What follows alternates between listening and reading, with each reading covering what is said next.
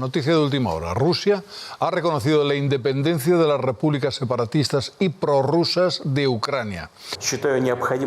Considero necesario tomar una decisión que debería haberse tomado hace tiempo. Reconocer inmediatamente la independencia y la soberanía de la República Popular de Donetsk y de la República Popular de Lugansk. El gobierno de Zelensky deja ya a un lado los llamamientos a la calma y pide la convocatoria urgente del Consejo de Seguridad de la ONU. El presidente Joe Biden, por su parte, anunció una batería de sanciones contra las recién reconocidas repúblicas. Si alguien tenía alguna duda de que Vladimir Putin es un anticomunista furibundo y un nacionalista más de derechas que el caballo del zar, ayer se despejaron leyendo su discurso. Putin disparó sin piedad contra el imaginario bolchevique para explicar su política. Ni paz, ni federalismo, ni plurinacionalidad, ni hostias. Lenin además fue un cagón en Brest-Litovsk porque ya se sabe, pactar con el enemigo cuando el enemigo es superior militarmente es de cobardes, en fin. Ayer, Putin dejó claro cómo quiere que se le perciba. Ojo, eso no convierte a la OTAN en campeona de la democracia ni sirve para blanquear al gobierno corrupto y represor de Ucrania, pero deja claro que esa lógica de la Guerra Fría que permitía a la izquierda distinguir de aquellas maneras entre buenos y malos, hoy no opera para nada. Me lo decía ayer Rafa Poc, luego vamos a hablar con él. El discurso de Putin y el reconocimiento de las repúblicas no es bueno ni para la paz ni para Rusia. Alimenta una OTAN que estaba en muerte cerebral y alimenta el peor de los virus del siglo XX, el de las guerras y los nacionalismos reaccionarios. Weimar, Weimar, Weimar. Malos tiempos. Bienvenidos y bienvenidas a La Base.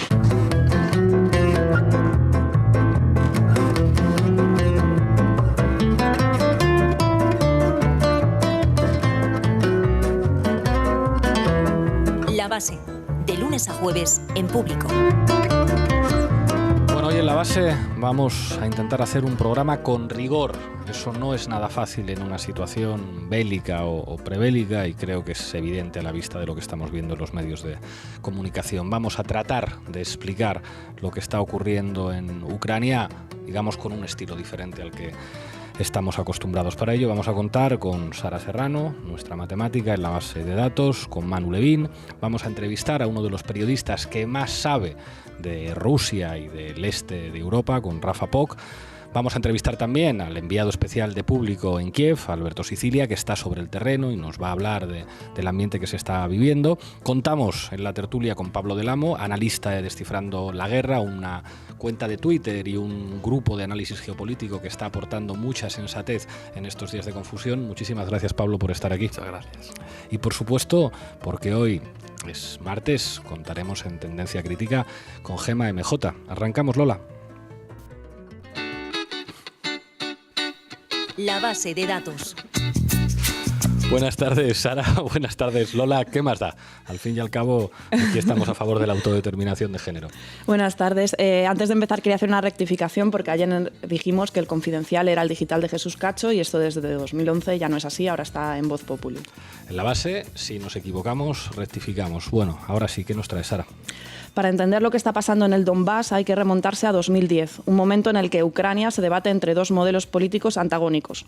Por un lado está el protanista de la corrupta y multimillonaria Yulia Tymoshenko y por otro el del también corrupto y prorruso Viktor Yanukovych. Ambos son de derechas pero defienden alianzas internacionales muy distintas. Las elecciones las gana Yanukovych con el 52% de los votos, pero el resultado nunca fue aceptado por la ultraderecha nacionalista ucraniana. Desde entonces buscaron permanentemente la manera de tumbar al nuevo gobierno y para ello contaron siempre con el apoyo financiero de Occidente. Bueno, creo que los espectadores tienen que saber que Ucrania tiene un interés económico y geopolítico muy alto, tanto para los Estados Unidos y para Europa, como para Rusia. Esta es la clave de contexto para entender la situación. Exactamente, y esa oportunidad de desestabilización la encontraron en 2013 cuando el presidente Yanukovych decidió rechazar un acuerdo de libre comercio con la Unión Europea y buscar ayuda financiera en Rusia.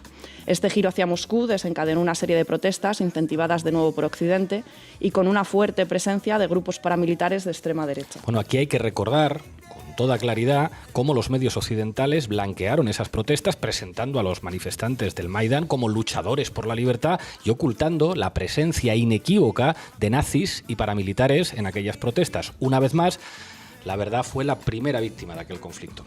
Estas protestas se saldaron con la caída del gobierno ucraniano y la salida de Yanukovych del país.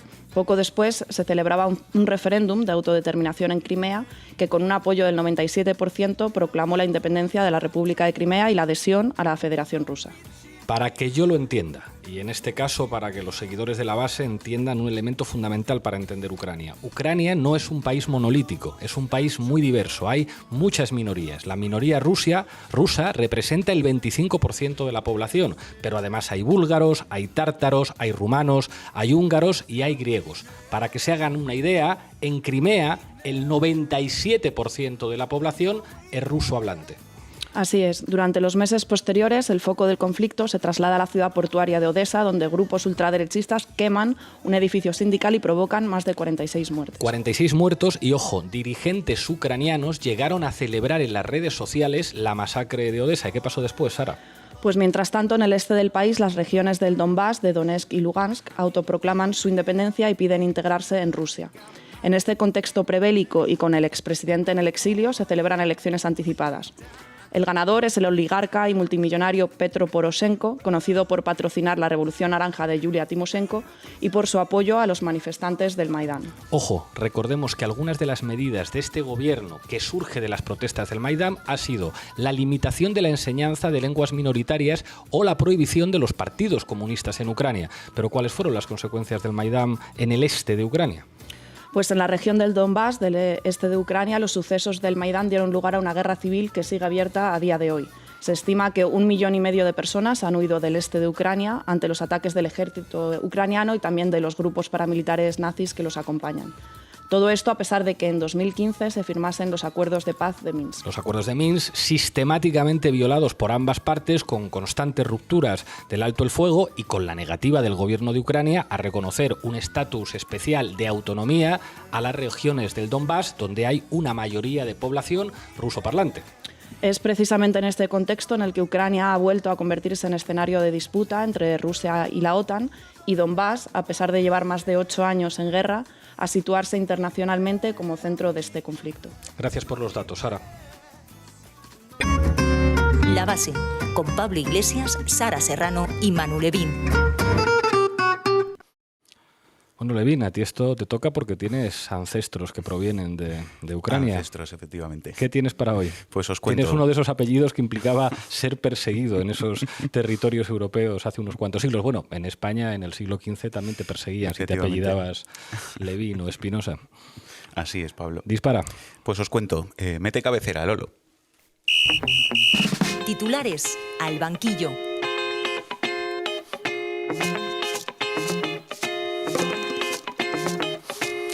Bueno, vamos a comentar brevemente la guerra de desinformación que se está produciendo, que, como en cualquier conflicto de naturaleza bélica o geopolítica en general, pues siempre es uno de los campos de batalla clave. Como os podréis imaginar, gran parte de las noticias que se difunden por ambas partes tienen, digamos, bajas dosis de rigor periodístico y altas dosis de propaganda. Bueno, en este programa para nosotros es fundamental la educación mediática. Vamos a ver si hoy somos capaces de aprender todos a distinguir propaganda de información. Dale, Manu. Pues os cuento. De un lado está el relato que difunden los medios de comunicación prorrusos, que tiene un elemento principal, que es decir que el gobierno de Ucrania, con el apoyo de los Estados Unidos y la OTAN, está llevando a cabo un genocidio contra la población de las repúblicas del Donbass y contra la minoría rusa en Ucrania en general. Os pongo solo un ejemplo. Titular de Russia Today en español de hace 4 días. La gente vive en un infierno. Moscú tacha de genocidio la actitud de Kiev hacia la población de Donbass. Bueno, parece que está claro. El marco de los medios rusos o prorrusos es genocidio. Efectivamente. Es cierto, como contaba Sara, que en los últimos años el gobierno de Ucrania ha aprobado normas represivas contra las minorías, en particular en la cuestión lingüística, y también es cierto que en las repúblicas del Donbass se vienen produciendo cada día, desde hace 7 años, cientos de violaciones de los acuerdos de paz de Minsk, con bombardeos y enfrentamientos armados entre un ejército regular regular y profesional, que es el ejército de Ucrania, y las milicias de Donetsk y Lugansk, con multitud de víctimas civiles, y es sobre esos mimbres, digamos, que se construye el marco genocidio para justificar una acción militar rusa en Ucrania. Bueno, ¿y cuál es el relato de los medios proestadounidenses? Pues en los últimos días tiene básicamente dos ingredientes. El primero, en realidad, viene de lejos. Es achacar las causas del conflicto básicamente a la personalidad de Vladimir Putin, que es retratado como un sátrapa delirante y megalómano que va a llevar al mundo a una guerra y al que, por lo tanto, hay que frenar.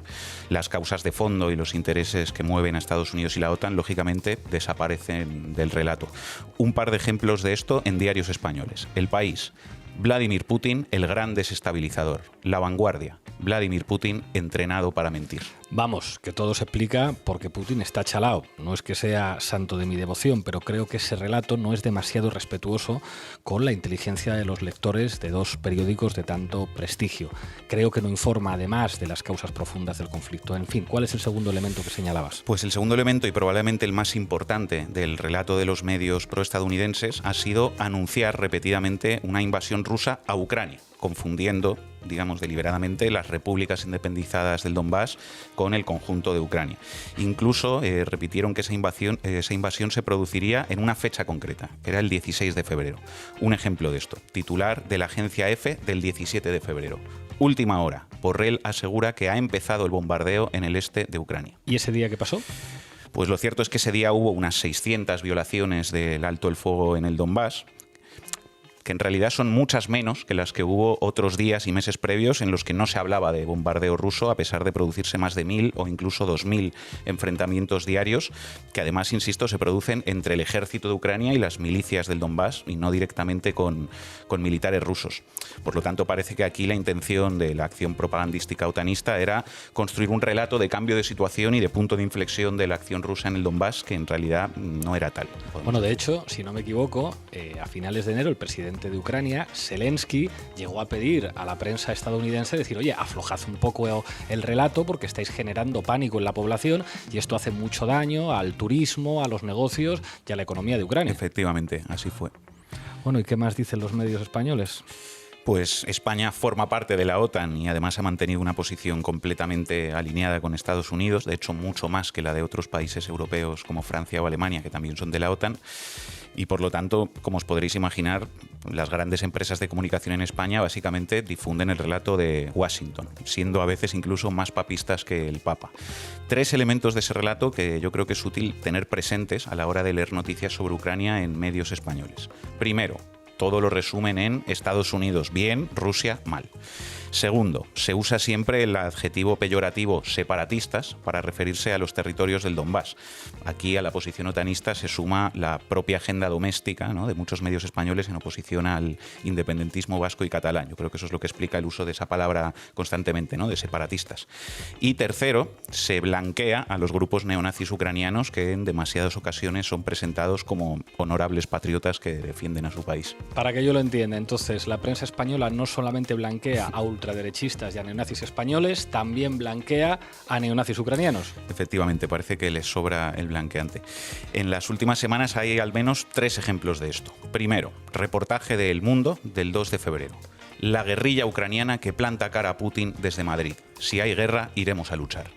El reportaje se basa en una entrevista a Iván Vovk, de quien El Mundo dice que es un conserje ucraniano residente en Madrid, pero que en realidad es un conocido nazi al que podemos ver, por ejemplo, homenajeando a la División Azul junto a miembros de Falange. El Mundo en su línea: comunistas malos, nazis buenos. Segundo ejemplo, Levin. Segundo ejemplo, el diario.es también publicó a finales de enero un reportaje con entrevistas a ucranianos en España, en el que presentaba como un razonable patriota a Teodoro Barabás, un oficial nazi de las SS que huyó a la España franquista tras el Holocausto.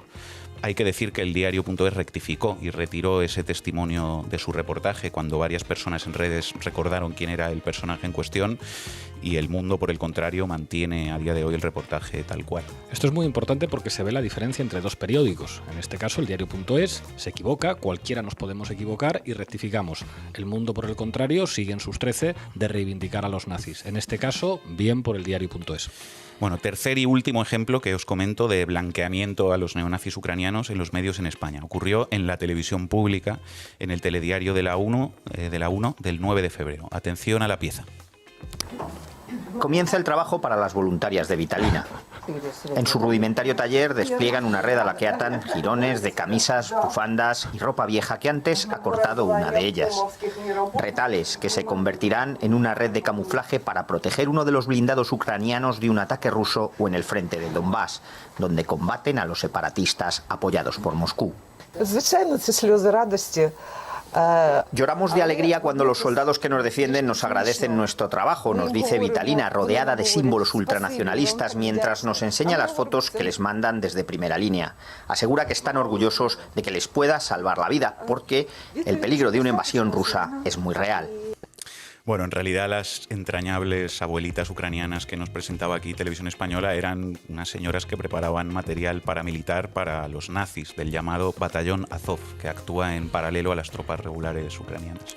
El reportero de Televisión Española es Óscar Mijallo, fue profe mío y fue un buen profe en Televisión Española, pero la verdad es que es tremendo que en la televisión pública se hagan piezas como estas. En fin, muchas gracias, Manu. La Base. Únete a la República de Público. Bueno, hoy no podía faltar en La Base un especialista en Rusia y en el este como Rafael Poch, ha sido corresponsal internacional durante más de 35 años. Rafael Poch, muchas gracias por atender a La Base. Hola, ¿qué tal? Bueno, además de los hechos que vimos ayer, hubo un discurso muy importante de Vladimir Putin, yo creo que un discurso con vocación histórica, que además yo creo que sorprendió por su dureza. Quería preguntarte, ¿cómo valoras ese discurso de ayer? Ha sido un discurso terrible, es un discurso del más puro y rancio nacionalismo imperial ruso, que repite un poco las consideraciones que Putin hizo sobre Ucrania en un artículo que publicó el año pasado. Y bueno, es una tremenda noticia porque lo que dice fundamentalmente es que Ucrania pues, no existe, que es una construcción artificial creada por el comunismo, ¿no? Por la maldad de los bolcheviques, y que no tiene una tradición estatal y tal, ¿no? Entonces, claro, este es un discurso con el que nunca... O sea, es un discurso que lo único que hace es alimentar el discurso nacionalista antirruso ucraniano que se va haciendo cada vez más dominante, ¿no? Es un discurso que al final refleja el programa imperial ruso, que a mí me ha recordado mucho un artículo que escribió, un opúsculo que escribió Solzhenitsyn en el año 94, creo que fue, sobre cómo reconstruir Rusia y tal. O sea, es un discurso de la derecha nacionalista rusa sobre Ucrania. Además, da la impresión de que Rusia pierde una baza diplomática muy importante con el discurso y con el reconocimiento de las repúblicas, que es la baza de los acuerdos de Minsk, que de alguna manera estaba rechazando el propio gobierno ucraniano y que sí suponían para el gobierno ruso una opción muy interesante, digamos, ajena a la voluntad política de los Estados Unidos. Mira, a mí, de lo de ayer, el reconocimiento de las repúblicas, de estas dos repúblicas, me parece casi secundario, ¿no? Lo que... porque, bueno, acuerdos de Minsk al final quizás se pueden retomar, ¿no? O sea, esto lo que es un paso más, una presión más, como lo de destacar 100.000 soldados y tal, para llegar a lo que Rusia quiere. ¿Qué quiere Rusia? Pues Rusia quiere lo que dicen sus documentos, lo que dicen los documentos, garantías de seguridad, que Ucrania no sea un país contra Rusia, que la OTAN se retire, que diga claramente que no va a integrar a Ucrania allí, ¿no? Pero lo más grave del discurso es el mensaje que transmite a los ucranianos, a todos los ucranianos, tanto a los nacionalistas radicales que se ven reafirmados en sus posiciones, como aquellos que están en contra de ese discurso y que tienen una actitud más benevolente hacia Rusia, ¿no? Y lo que muestra, y eso es un poco la trampa que hay dentro de este nacionalismo ruso, que pretende estabilizar y integrar a su entorno imperial, a su antiguo entorno de repúblicas, con un discurso nacional que lo único que hace es espantarlas, ¿no? Entonces, el drama del régimen y del sistema ruso es que no tienen nada alternativo que ofrecer al pueblo ucraniano, ¿no? Ni al nacionalismo ucraniano. En el discurso de ayer había momentos absolutamente absurdos, ¿no? Como por ejemplo denunciar la injusticia social del sistema de oligarcas en Ucrania o denunciar incluso el maltrato a la oposición ucraniana, ¿no? Pero ¿desde dónde se realizan estas denuncias, ¿no? Desde un régimen como el ruso que no puede dar ninguna lección en esto, ¿no? O sea, todo esto es tremendamente dramático y bueno, a efectos de los acuerdos de Minsk, yo creo que no necesariamente los volatiza, ¿no? Se pueden recuperar, ¿no?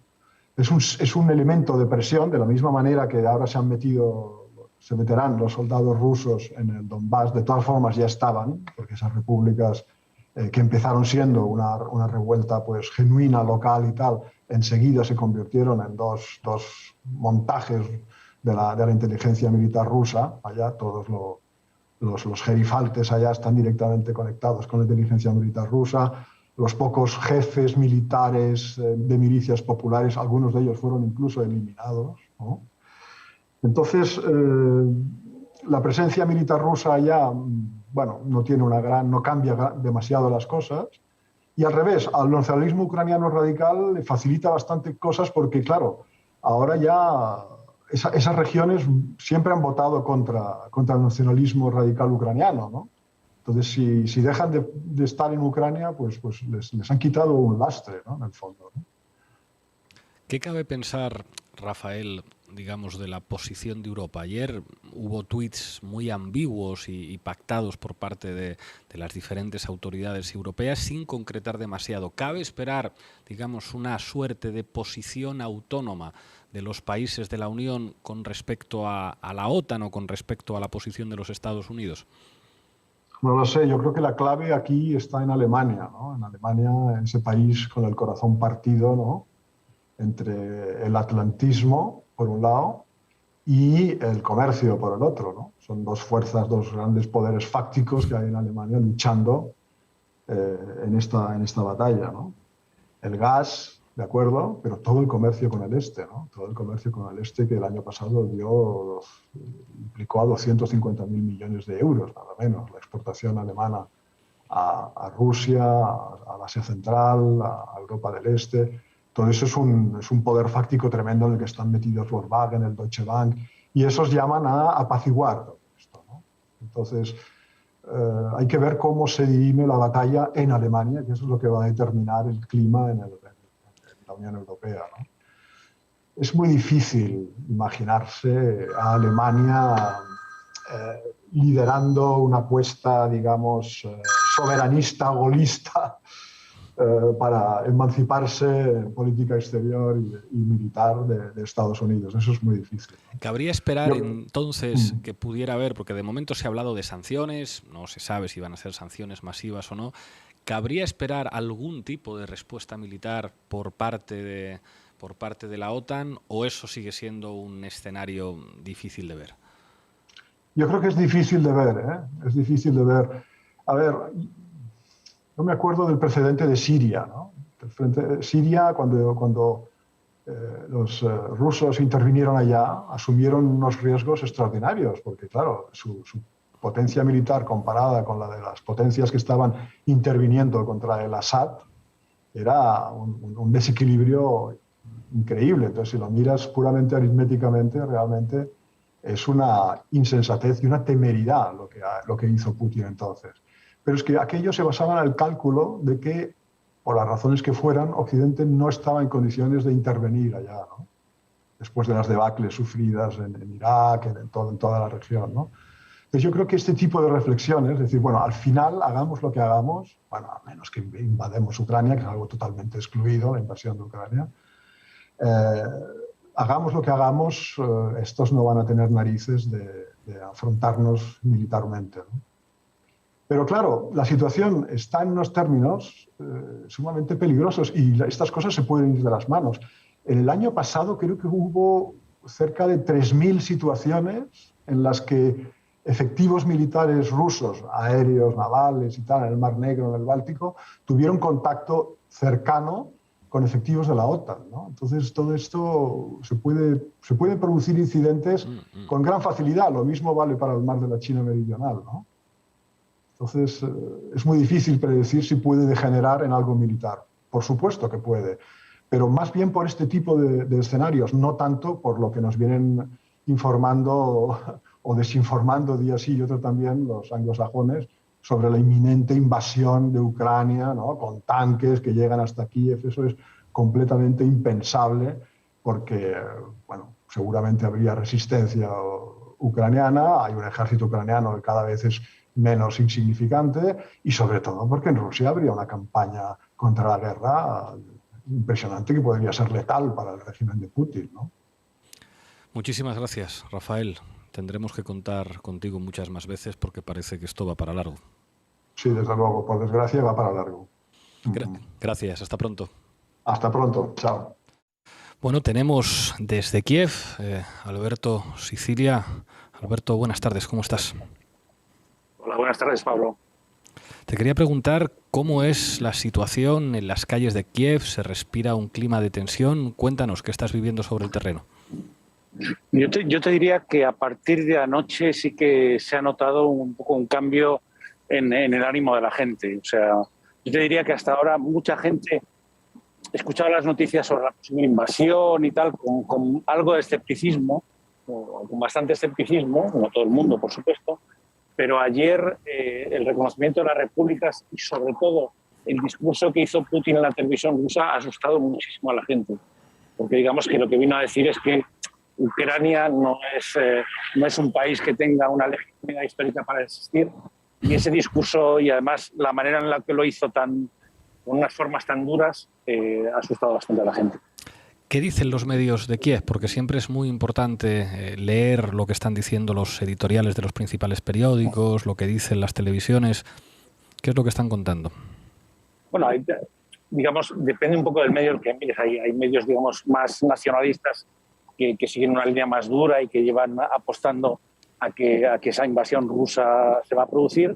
Hay también medios, y curiosamente medios más conectados con los poderes económicos, que se rebelan un poco ante todas esas noticias, porque hay que tener en cuenta que con el alarmismo que se ha creado, pues los extranjeros están yendo, las empresas están yendo, evidentemente nadie viene a invertir en Ucrania y curiosamente aquí la comunidad de negocios, digamos, o los medios más cercanos a los negocios, digamos, son los que tratan de poner un poco más de calma en el asunto porque tienen miedo de que económicamente esto se vaya segunda, vamos. Bueno, de hecho, antes estábamos comentando en el programa que a finales de enero Zelensky, el presidente, había pedido a los medios estadounidenses que bajaran un poco la tensión del relato porque efectivamente eso estaba afectando al turismo y a los intereses económicos de Ucrania. ¿En qué posición está Zelensky en estos momentos? Zelensky ahora mismo está en una posición un poco complicada, porque digamos que él ganó las elecciones hace 3 años, además ganó con un margen enorme, y digamos que su discurso era la nueva política, olvidar un poco el conflicto que existe desde 2014 en la zona este del país y con Crimea, y centrarse sobre todo en los temas económicos. O sea, su discurso era, bueno, estos temas de geopolítica, yo me sentaré con Putin, me sentaré con los europeos, lo arreglamos, pero sobre todo lo que hay que arreglar es el tema de la corrupción, que evidentemente aquí es un problema enorme con los oligarcas, y otro tema también fundamental, que mucha gente joven, sobre todo la más preparada, se está yendo del país. Y de hecho, si hablas con la gente, si hablas sobre todo con gente un poco mayor, que tiene hijos o que tiene abuelos, una de sus principales preocupaciones es que el país está quedando vacío de jóvenes. La mayoría están yendo a Polonia a trabajar. Con lo cual, digamos que él había apostado a no meterse mucho en temas geopolíticos. Ahora se encuentra que todo de lo que se habla es geopolítica y lo que pueda pasar con Rusia, con lo cual su posición es bastante débil ahora mismo. Una de las imágenes más inquietantes que ha llegado, digamos, durante los últimos meses de Ucrania es la imagen de civiles entrenados por unidades militares para el combate. ¿Se están viendo en Kiev esas imágenes bueno, han tenido cierto peso mediático de civiles haciendo entrenamiento militar? Hay grupos que sí que se están formando que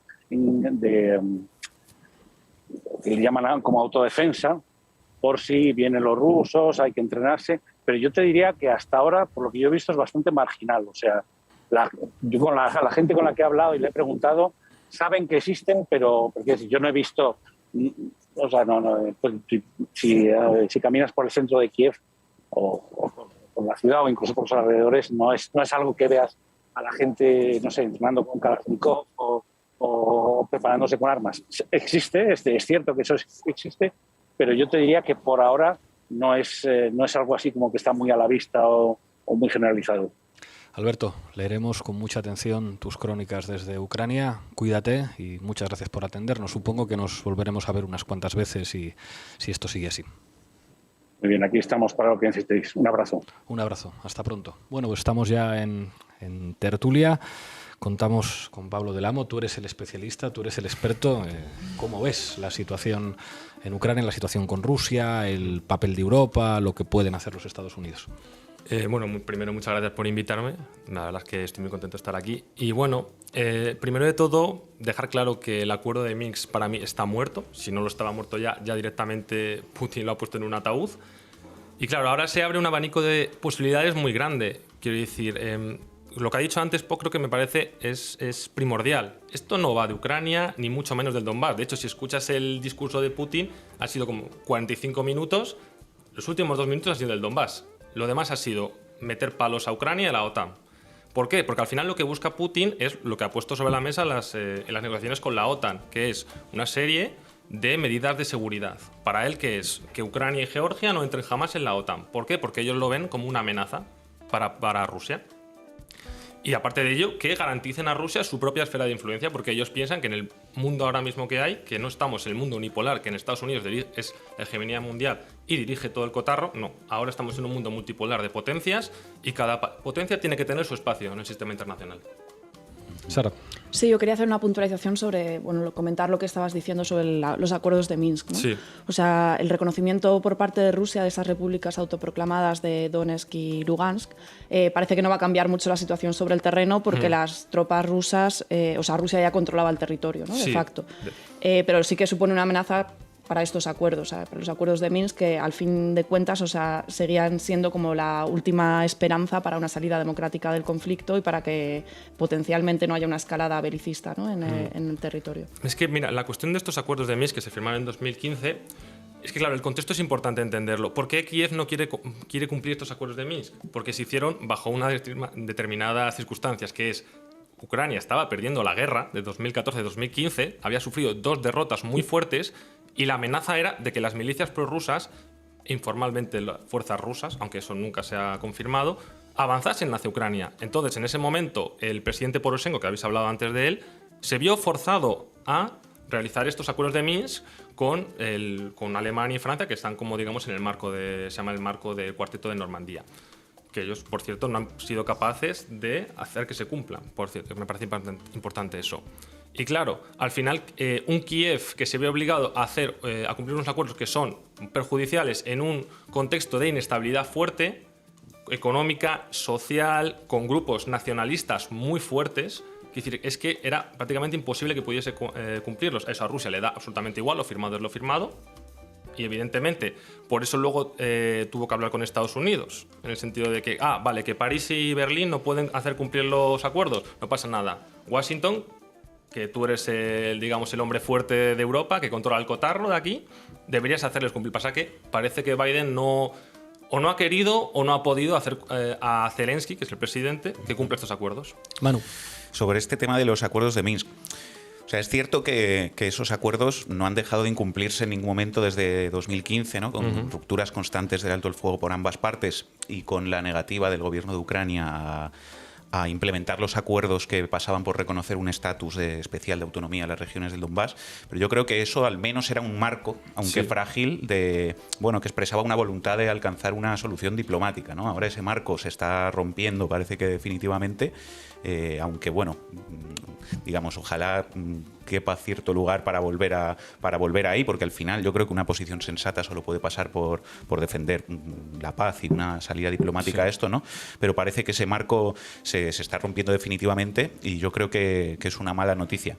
Y luego, más allá de eso, yo creo que es importante entender también algo que planteaba Pablo desde el principio y que ya planteé en el anterior programa que dedicamos a Ucrania, bueno, y al conflicto entre Rusia y Estados Unidos, que es que aquí no hay buenos y malos. Es decir, aquí lo que hay son dos potencias capitalistas con gobiernos de derechas que luchan por sus propios intereses, ¿no?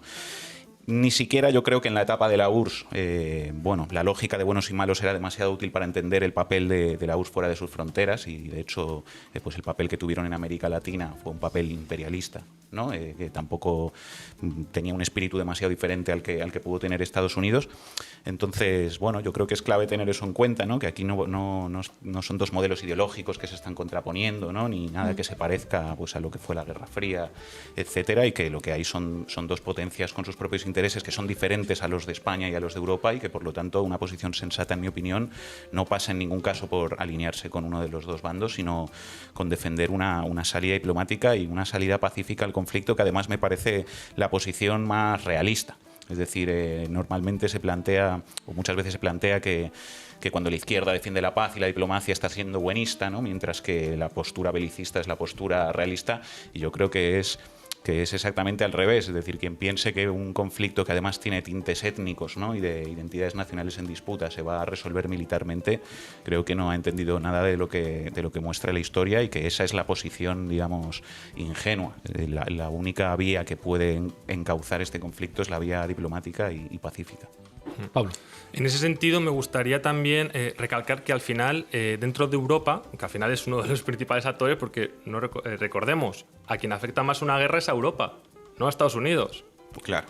Por un tema de proximidad, que creo que eso queda muy claro, y porque no tenemos independencia energética. Nosotros dependemos de Rusia. Bueno, España no, por otros temas. Pero aquí yo quería preguntarte, en particular por Alemania. Amigo. Digamos, Alemania es un país determinante para entender la historia de Europa.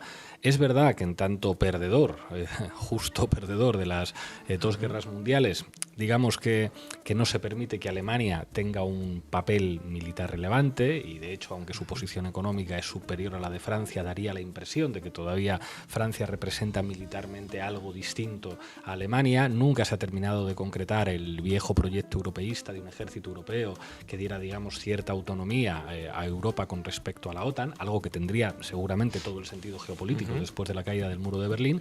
Pero es verdad que de Alemania se escucha una música muy diferente a la que se escucha en otros países europeos. Hay un elemento de contraste que llama mucho la atención, o sea, ¿por qué la música que viene de Alemania y la que viene de Francia, digamos, suena más a paz que la música que suena desde España? O sea, no se termina de entender qué se le ha perdido a España para que el gobierno de un país donde la población no suele ser favorable a ningún tipo de aventura bélica, digamos, utilice una retórica tan fuerte, a pesar de que se escude en el multilateralismo y en el vamos a hacerlo todos juntos. Pero cabe esperar que los alemanes, que tienen muchísimo que perder, sí, el 40% del gas alemán es ruso. Es que esto es, o sea, es como simplemente si estamos en las sanciones económicas, no hablamos ya, digamos, de aventuras militares, lo que puede representar económicamente para Alemania, que es el motor económico y que es un decisor político clave en Europa, una escalada de tensión y de sanciones económicas con Rusia y eventualmente con China, que también es determinante para la economía europea y para la economía alemana, es tremendo. Entonces, la pregunta es, ¿qué van a hacer los alemanes? Es verdad que hay tensiones en ese gobierno de coalición, que parece que no está claro qué es lo que piensan, digamos, los diferentes socios. ¿Qué esperas tú que haga Alemania en los próximos días, en las próximas semanas? Bueno, rápidamente me gustaría decir que, bueno, España puede decir lo que quiera, pero no pinta nada en esta crisis. Quiero decir de que, más allá de eso, que me gustaría dejarlo claro. Alemania, es que, como tú has dicho antes, Pablo, al final hay una crisis interna dentro del gobierno de coalición, recordemos, porque los verdes, que forman parte de ahora del gobierno, que están en la cartera de Economía y Clima y Exteriores, importante, son muy hostiles a Rusia y China. Pero ¿qué pasa? Que el SPD no. De hecho, antes de las elecciones, el canciller Olaf Scholz, antes de ser nombrado canciller, evidentemente, dijo que él estaba buscando una nueva Ostpolitik. Es decir, un entendimiento entendimiento hacia el este. Exactamente, claro. un entendimiento con Rusia, porque sabe que al final los intereses económicos van primero. En Alemania es así. Nos guste más o nos guste menos, estemos de acuerdo, no. Los intereses económicos van primero, porque tú has comentado lo del gas y POC ha comentado los intereses también de las empresas. Quiero decir que eso es bastante importante. ¿Qué va a hacer Alemania? Bueno, te puedo decir que hace 20 minutos, no sé si está en directo evidentemente, Olaf Scholz ha anunciado que suspendía el Nord Stream 2, que es el gaseoducto. Claro. Eso es lo que, o sea, y me parece bastante importante porque Olaf Scholz, el SPD, era muy reacio a esa postura. Eran los verdes los que estaban apoyando esa medida. Lo que pasa es que también no ha dicho que va a suspenderlo para siempre, sino momentáneamente, que también a lo mejor era una continuación de lo que estaba pasando ya. Bueno, fijaos que yo creo que ni la guerra, pero tampoco las sanciones masivas son la solución en la medida en la que suponen dar más pasos y seguir escalando en un conflicto que podría no solo cobrarse muchas vidas, sino también iniciar una crisis económica de dimensiones imprevisibles y también una crisis energética, ¿no? Porque las sanciones masivas al final las paga la población de Ucrania, de Rusia y de Europa. Y es una vía, creo yo, incompatible con volver a un marco de diplomacia y de una salida pacífica. Entonces yo creo que lo que hay que hacer es llamar a una desescalada, y eso implica pues ni guerra ni sanciones masivas, volver a la mesa de negociaciones y a los acuerdos de Minsk, o a un marco al menos de resolución diplomática, y sobre todo buscar una salida europea común e independiente de los intereses de las potencias en conflicto, que sea una salida beneficiosa para todos los pueblos. Y un último dato para acabar. Yo creo que es una vergüenza que en España, en plena pandemia, hayamos alcanzado el gasto militar récord histórico, con más de 20.000 millones de euros de gasto en defensa en el ministerio que lidera Margarita Robles. Creo que eso es una vergüenza, va en contra del espíritu antibelicista de España y de las necesidades presupuestarias de un país en un momento de pandemia como el que hemos pasado, y yo creo que es una vergüenza y que hay que decirlo.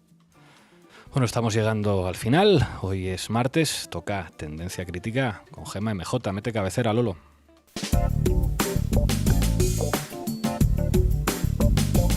Tendencia Crítica con Gemma MJ. Buenas tardes, Gemma. Dispara. Hola, Pablo. Bueno, pues las redes están que echan humo desde ayer. Hay una gran preocupación porque se desemboque en un conflicto a mayor escala. El presidente del gobierno, Pedro Sánchez, salía ayer con un tuit en el que decía: el gobierno de España condena el reconocimiento unilateral por parte de Rusia de los territorios separatistas del este de Ucrania. Es una violación de los acuerdos de Minsk y de la legalidad internacional. Responderemos de manera coordinada junto a nuestros socios. Bueno, de momento la Unión Europea no aclara qué va a hacer. Se han puesto de acuerdo en que todo lo que hagan lo harán conjuntamente, pero como decía Rafael Poch y comentábamos ahora en el programa, estamos todos a expensas de ver qué es lo que hace definitivamente Alemania y por cuánto tiempo. En la misma respuesta a la publicación del presidente hay quien, como Ray MK, le preguntaba: presidente, ¿qué se nos ha perdido en Ucrania? Otros, como el periodista David Bollero, señalaban que ojalá la invasión ilegal del Sáhara Occidental por parte de Marruecos provocara la misma respuesta internacional que lo que ha sucedido en Ucrania. El doble rasero de Estados Unidos, la Unión Europea y la misma España. Hay violaciones del derecho internacional aceptables y otras que no. Hipocresía. ¿Qué más dicen los periodistas, Gemma? El periodista Miquel Ayestaran comentaba esta mañana: Europa y Estados Unidos han perdido toda legitimidad para ir de faros de la humanidad y reivindicar el derecho internacional ante Rusia, porque cuando a ellos les interesa, también se lo salta o hacen la vista gorda. Jonathan Martínez recordaba: curiosamente, acaban de cumplirse 14 años desde que Estados Unidos reconoció la independencia de los territorios serbios en manos de separatistas proalbaneses, es decir, Kosovo. Kosovo, ¿y qué dicen los chicos de Descifrando la Guerra?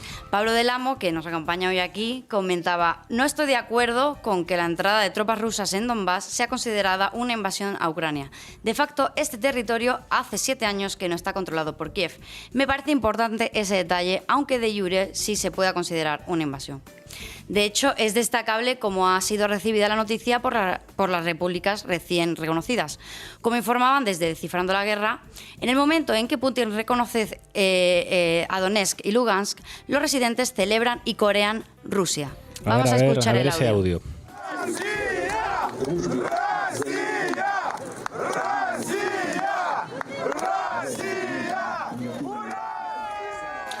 El usuario Berserker explicaba lo que pasaba en Donetsk tras el reconocimiento de Rusia.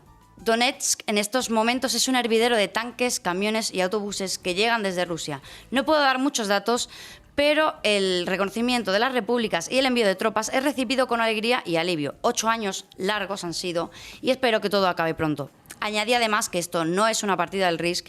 Indiferentemente de si estás a favor de Rusia o de Ucrania, la posibilidad de que se cese de verdad el fuego por la presencia del ejército ruso es la mejor noticia posible para los que viven en mitad del infierno. ¿Y Ibai Arvide qué dice, Gemma? Pues él alerta sobre los acuerdos de Minsk, que han sido incumplidos por todas las partes, pero son, o eran hasta hoy, la esperanza para una salida diplomática. Cargarse Minsk es algo que puede salir carísimo. Héctor BM comentaba, por cierto, si los habitantes de Donetsk y Lugansk deciden unirse a Rusia en tanto que Ucrania conculca con sus derechos, estaré contento por ello. Sin embargo, los tejemanejes de Putin y su cuadrilla, que se nota por dónde van. La periodista Ana Irazábal comentaba, después de leer algunos comentarios, no sé, ¿es necesario estar a favor de Putin? ¿No es esa una actitud simplista? ¿No existen los grises en este conflicto? En política internacional y en geopolítica los tonos dominantes son siempre grises. Bueno, pues me gustaría terminar en mi sección reivindicando el importante trabajo que hacen los periodistas freelance que están trabajando sobre el terreno, jugándose el tipo, cobrando sueldo de miseria y que tienen que soportar en muchas ocasiones ser ninguneados por los medios generalistas. En momentos como este es cuando nos damos cuenta de lo fundamental que es su trabajo. Y bueno, hasta aquí Tendencia Crítica. Feliz semana a todos y como siempre a los haters sobre todo. Muchas gracias, MJ. Nos quedamos con ese mensaje a todos los periodistas que se están jugando el tipo en el Donbass. Vamos a terminar ya, vamos a intentar hacerlo con humor. No es fácil en una situación como esta, pero bueno, el humor inteligente siempre va a tener un espacio en la base. Vamos a hacer un homenaje a los años 80, a cuando la Guerra Fría se tomaba con humor. Terminamos con Polanski y El Ardor. ¿Qué harías tú en un ataque preventivo de la URSS?